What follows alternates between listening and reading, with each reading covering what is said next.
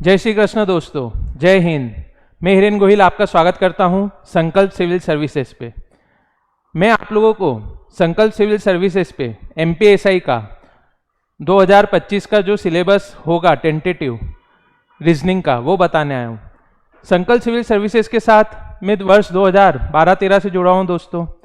Arjun Jat sir जो director sir हैं, उन्होंने मुझे कहा है कि हिरेन सर, शॉर्ट नोटिफिकेशन आने के बाद बहुत से बच्चे तैयारी में तो जुट गए, पर वो लोग ये कंफ्यूज है कि प्री में क्या आएगा और क्या नहीं आएगा, मेंस में रीजनिंग में क्या क्या पढ़ना है। तो सर ने मुझे कहा कि आप एक डिटेल सिलेबस बना दीजिए टेंटेटिव आपके हिसाब से, कि बच्चों को जो तैयारी भले ही घर पे करना चाहते तो उनको कम से कम ये तो पता चले कि हमें रीजनिंग में क्या क्या पढ़ना है प्री एग्जामिनेशंस के लिए। और मैं आपको मेंस का भी बताऊंगा दोस्तों। याद रखिएगा ये सिलेबस टेंटेटिव होने वाला है। जब पूरा कंप्लीट नोटिफिकेशन आएगा, रूल बुक आएगी एमपीएसआई की, तब इसमें जो भी एड ऑन करना होगा वो हम कर देंगे। पर अभी आप अपने अमूल्य समय को व्यर्थ ना करें, तो एक हमारी तरफ से छोटी सी पहल की गई है। तो आप जरूर इस वीडियो को पूरा देखिएगा और ध्यान से देखिएगा। दिख रहा होगा आपको tentative syllabus for MPSI 2025 for pre examination. अब हम लोग जानते हैं कि 10 सब्जेक्ट हैं प्री में और 100 मार्क का आने वाला है, तो मोटा मोटा हम ये मानते हैं कि किसी भी सब्जेक्ट से 10-10 क्वेश्चन आएंगे। तो रीजनिंग आपका प्री और मेंस दोनों ही एग्जामिनेशंस में आएगा। तो प्री में आपको सबसे पहले कोडिंग डिकोडिंग पढ़ना चाहिए। कोडिंग डिकोडिंग को हिंदी में क्या बोलते हैं? संकेतबद्धता या कोड भाषा, है ना। कि किसी कोडिंग में ए को 1 लिखा है, केट को 24 लिखा है, तो रोम को क्या लिखेंगे, ठीक है। किसी कोडिंग में शर्ट को कुछ लिखा जाता है, तो फ्रॉक को क्या लिखेंगे। इस तरह के कुछ भी सवाल आते हैं। किसी कोडिंग में सफ़ेद को काला बोलते, काले को पीला बोलते, पीले को नीला बोलते, नीले को गुलाबी बोलते हैं, तो स्काई का कलर क्या होगा, आसमान का रंग क्या होगा। तो ये वाले सवाल तो आपने देखा है बहुत वर्षों से एमपीएसआई, कांस्टेबल, एसएससी, बैंकिंग हर एग्जाम में बनते हैं। सबसे बेसिक चैप्टर है, सबसे इंपॉर्टेंट है। तो आप लोग चाहो तो खुद से पढ़ लेना। तो कोचिंग का फायदा क्या है कि आपको टफ क्वेश्चन, इजी क्वेश्चन और एग्जाम में पिछले वर्षों को ध्यान में रखते हुए और क्या क्या आ सकता है वो हम आपको पूरा पढ़ाएंगे, तो आपका अमूल्य समय वेस्ट नहीं होगा, है ना दोस्तों। तो कोडिंग डिकोडिंग तो आपको पढ़ना है। उसके बाद क्लासिफिकेशन, क्लासिफिकेशन मतलब वर्गीकरण, विषम पहचानो कि हाथी, घोड़ा, कुत्ता, बिल्ली, लोमड़ी, इसमें से कौन सा जानवर अलग है। ऐसे सवाल आते हैं ना दोस्तों। ये 3 तरह का होता है, classification of word, classification of letters and classification of number.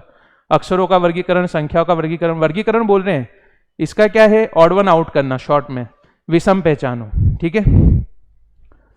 Analogy, constable, MPSI, PSC का सीसेट, इन सब एग्जाम में एनालॉजी, सादृश्यता, जैसे माँ का संबंध है बच्चे अपने बच्चे से, तो झाड़ का होगा किससे। दिन का संबंध है रात से, तो अच्छे का होगा किससे। इस तरह के सवाल आते हैं ना। A is related to 1, same way D is related to 16, same way E related to what. ये रेलवे, एमपीएसआई, इन सब में बहुत इंपॉर्टेंट है दोस्तों एनालॉजी, ठीक है। यहाँ पे भी वर्ड एनालॉजी आती है, नंबर एनालॉजी आती है और लेटर एनालॉजी आती है। फिर इसके बाद बहुत ही फेवरेट टॉपिक किसी भी एग्जाम में, ब्लड रिलेशन। ब्लड रिलेशन में कोडेड ब्लड रिलेशन ध्यान से पढ़िएगा दोस्तों, है ना। कोडेड ब्लड रिलेशन मतलब क्या? कोडेड ब्लड रिलेशन में ऐसे सवाल आएंगे कि ए इंटू बी का मतलब है कि ए बी का पिता है, ए डिवाइड बाई बी का मतलब है ए बी की माता है, तो उधर डिवाइड और इंटू के कुछ मतलब दे देते हैं, है ना। फिर A is father of B, B sister of C, family tree और एक पॉइंटिंग टूवर्ड्स वाले। ये 3 पैटर्न बहुत ध्यान से पढ़िएगा प्री के लिए। Direction in distance, order in ranking, पंक्ति में स्थान, दिशा व दूरी।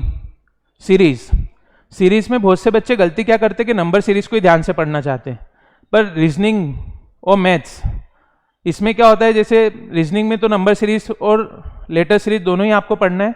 रीजनिंग में एक रिपीटेटेड सीरीज भी इंपॉर्टेंट है, ठीक है। ए डैश, बी डैश, ए डैश डैश, लेटर्स के बीच में डैश आ जाते हैं ना, वो वाले सवाल एमपीएसआई में बहुत इंपॉर्टेंट है।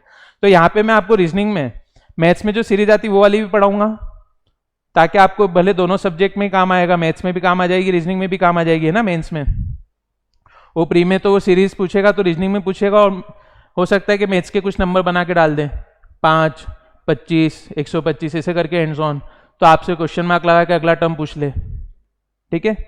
तो सीरीज वो कुछ भी बना सकता है, 5, 25, 125, तो मैंने एग्जाम्पल के लिए बोला है। सिलोगिज्म, अच्छा सिलोग या सिलोगिज्म, ये जो टॉपिक है दोस्तों ये बहुत ही इंपॉर्टेंट है। पिछले कुछ वर्षों में यहाँ से बहुत सवाल पूछे गए हैं। कांस्टेबल के एग्जाम में भी बहुत टफ क्वेश्चंस आए थे। बैंकिंग में एग्जाम में जैसे पूछते हैं वैसे वैसे सवाल बने थे दोस्तों। सिलॉक्स का हिंदी मतलब क्या?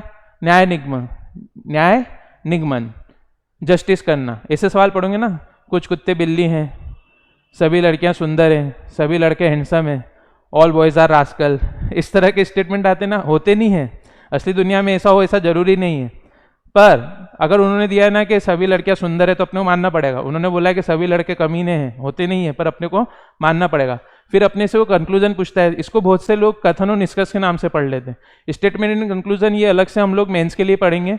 वहाँ पे सेंटेंस के फॉर्म में आता है स्टेटमेंट और उससे क्या क्या कंक्लूजन रिड्यूस कर सकते हैं वो, ठीक है दोस्तों। फिर उसके बाद आपके logical Venn diagram. Venn diagram बहुत ही इंपॉर्टेंट है दोस्तों। इस तरह के सवाल आते हैं ना कि निम्नलिखित में कौन सा डायग्राम माँ, पुत्री और बिजनेस वुमेन के रिलेशन को दर्शाता है। इस तरह के सवाल जिसमें गोले बने हुए आते हैं दोस्तों, सर्कल्स। मैथमेटिकल ऑपरेशन से न्यूमेरिकल रीजनिंग। जैसे आप मैथ्स में सिंप्लीफिकेशन पढ़ते हैं दोस्तों, बोर्ड मास, यहाँ पे आपको क्या हो जाएगा कि प्लस का मतलब डिवाइड से बदल दें, डिवाइड को मल्टीप्लाई से बदल दें, माइनस को प्लस से बदल दें।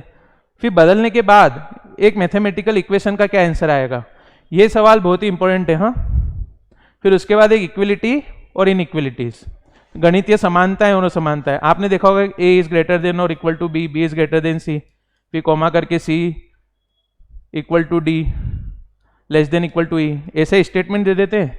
फिर कंक्लूजन पूछते हैं। हालिया पैटर्न देखें एमपी की गवर्नमेंट के एग्जामिनेशंस के लिए, तो मेरे हिसाब से इक्विलिटी इनक्विलिटी आप छोड़ के मत जाइएगा, प्री एग्जाम्स के लिए पढ़ के जाइएगा। प्री एग्जामिनेशन में कम से कम ये सब चीज़ें आपको पढ़ लेना चाहिए। और अगर ये सब हो जाए तो फिर आपके लिए तो बहुत ही अच्छा है, आपको कोई चिंता की बात नहीं है। फिर आप लोगों को कुछ टॉपिक और पढ़ लेना चाहिए, क्लॉक, डाइस, ठीक है। पर कम से कम इतना आप पढ़ के जाइएगा प्री एग्जामिनेशंस के लिए। इसके बाद हम देखें तो मेंस के सिलेबस की ओर आते हैं। जैसे मैंने आपको डाइस, क्लॉक, कैलेंडर ये बोला है, तो मेंस में है वो टॉपिक्स, ठीक है। पर हो सकता है प्री में उसका एक आध क्वेश्चन आ जाए, तो मैंने इसलिए आपको बता दिया था। अब हम डिस्कस कर लेते कि एमपीएसआई 2025 के मेंस के सिलेबस के लिए आपको क्या पढ़ना चाहिए, ठीक है। याद रखिएगा मेंस एग्जामिनेशन के लिए आपको क्या क्या पढ़ना चाहिए। ये एक टेंटेटिव सिलेबस है दोस्तों, ऐसा नहीं कि ये जो लिख दिया है वही आएगा। आप लोग ध्यान रखिएगा, जब कंप्लीट रूल बुक आएगी, पूरा नोटिफिकेशन आएगा सरकार के द्वारा या जो भी एग्जामिनेशन ले रही है उनके द्वारा, जब पूरा नोटिफिकेशन आएगा तब इस सिलेबस में जो भी कुछ छूट रहा होगा हम लोग उस चीज़ को भी एड ऑन कर देंगे, ठीक है। तो यहाँ पे कोडिंग, डिकोडिंग, क्लासिफिकेशन, एनालॉजी से लेके इक्विलिटी इनइक्विलिटी तो हम लोग कवर कर ही चुके होंगे प्री एग्जामिनेशंस के लिए, है ना।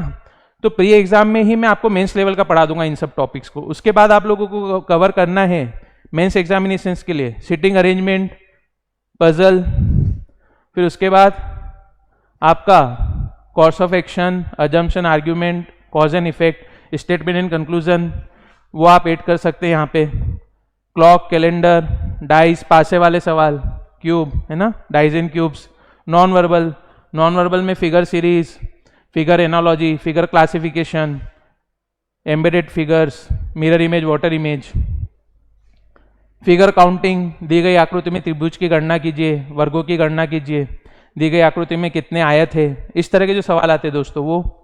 और ये एक मिसलिनियस इसलिए कि कभी कुछ जैसे पेयर्स ऑफ अल्फाबेट्स हो गया, कोडेड सीरीज, मिक्स सीरीज हो गया, कुछ ऐसी चीज़ें हो गई जो मान लो शॉर्ट नोटिफिकेशन में तो अभी उन्होंने कुछ दिया नहीं है, पूरा नोटिफिकेशन आया उसमें हमने एनालिसिस किया, अभी यहाँ पे लिखा हुआ नहीं है तो उसे हम ऐड कर लेंगे।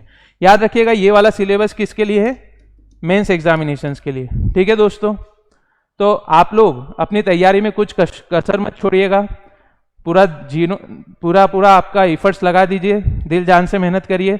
और आप अगर चाहें तो संकल्प सिविल सर्विसेज आकर क्लासेस विजिट कर सकते हैं, हमारी टीम के साथ मिल सकते हैं, काउंसलिंग ले सकते हैं दोस्तों। यहाँ पे आपको कॉन्टेक्ट नंबर दिख रहे होंगे और हमारा एड्रेस है 110 फर्स्ट फ्लोर, वेदा बिजनेस पार्क, ठीक है दोस्तों। तो आप लोग अपनी तैयारी में जुट जाइए और आपको कुछ भी हेल्प लगती है तो आप हमारे संकल्प सिविल सर्विसेज आकर एक बार जरूर मिल सकते हैं। आपको प्री, मेंस, इंटरव्यू, फिजिकल, इन सब एग्जामिनेशंस के लिए पूरी सर्विसेज प्रोवाइड की जा रही है दोस्तों। बहुत बहुत धन्यवाद।